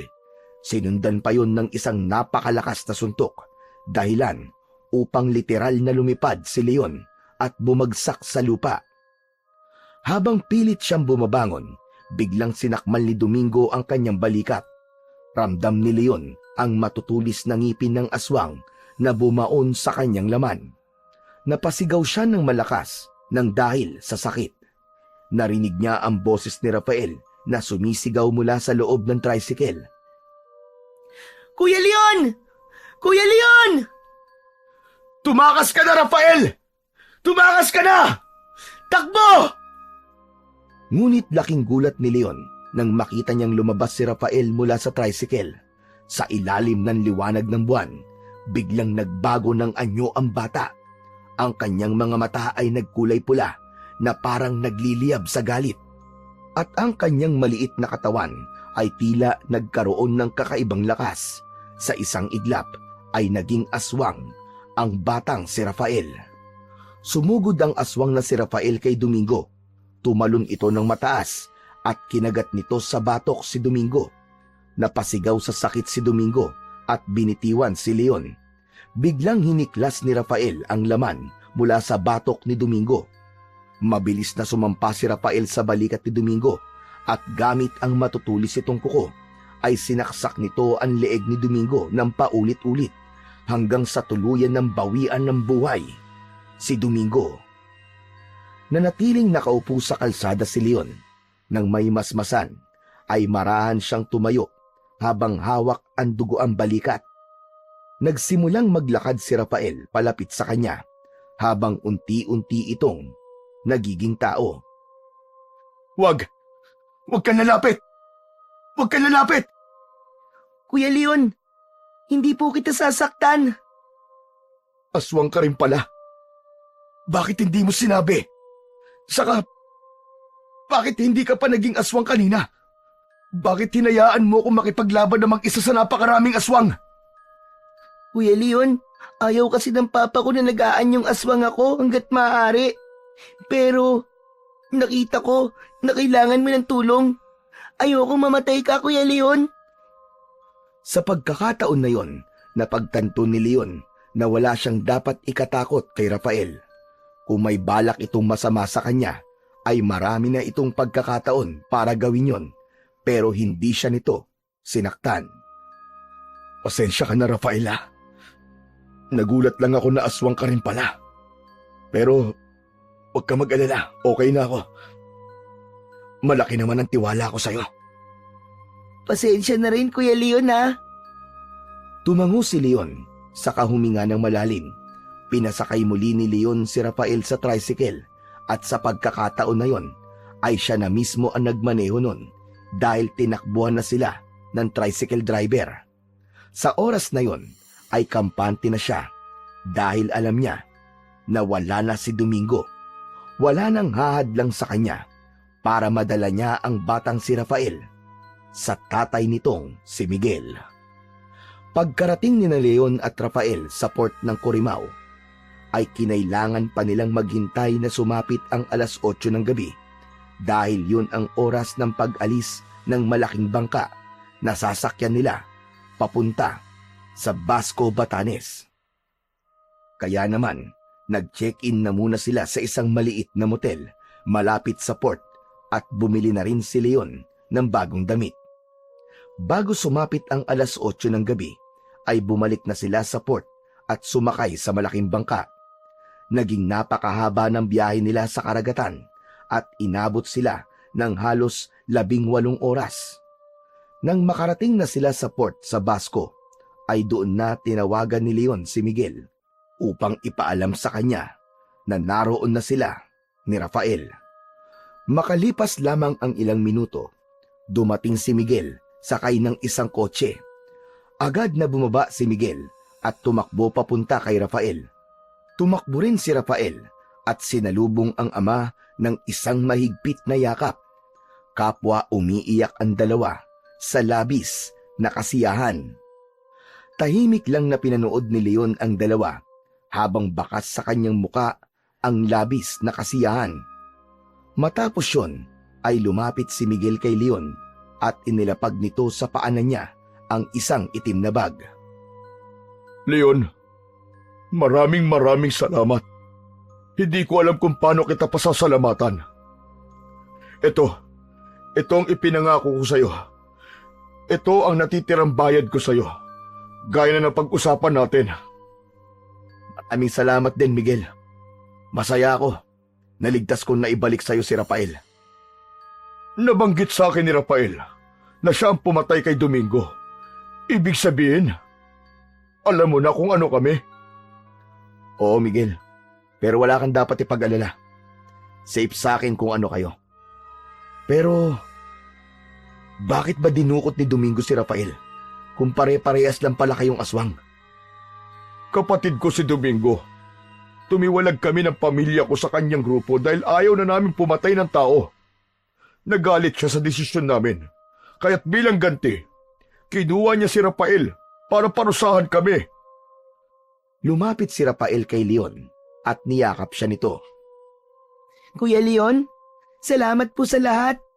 Mamimiss po kita. Rafael, mamimiss din kita.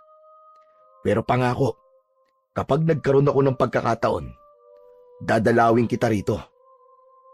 Hindi nagtagal ay umalis na si Rafael kasama si Miguel. Hindi na iwasan ni Leon na mapaluha dahil kahit paano ay napalapit na siya kay Rafael. Binuwat na niya ang itim na bag at nagtaka siya kung bakit masyado yung mabigat. Ngunit hindi na siya nag-abalang buksan yon dahil kailangan na rin niyang umalis doon para makauwi na sa bahay ni Bitoy. Ligtas na nakauwi si Leon sa bahay ni Bitoy. Nang makita siya ng kanyang kaibigan, ay masayang masaya itong niyakap siya. Doon lang din siya nagkaroon ng pagkakataon na buksan ang itim na bag at laking gulat nilang dalawa nang makita na hindi lang pera ang laman nun, kundi napakaraming gold bars. Ginamit ni na Leon at Bitoy ang pera at mga gintong yun upang magtayo ng negosyo. Isang maliit na farm-to-table restaurant na kalaunan ay lumago at naging tanyag sa kanilang lugar. Sa mga sumunod na taon, tuluyan ng ibinaon ni Leon ang katauhan niya bilang si Leon Verdugo. At sa wakas ay namuhay siya ng tahimik at marangal. Ngunit kahit kailan, hindi niya malilimutan ang batang si Rafael at ang misyon na nagbago sa kanyang buhay.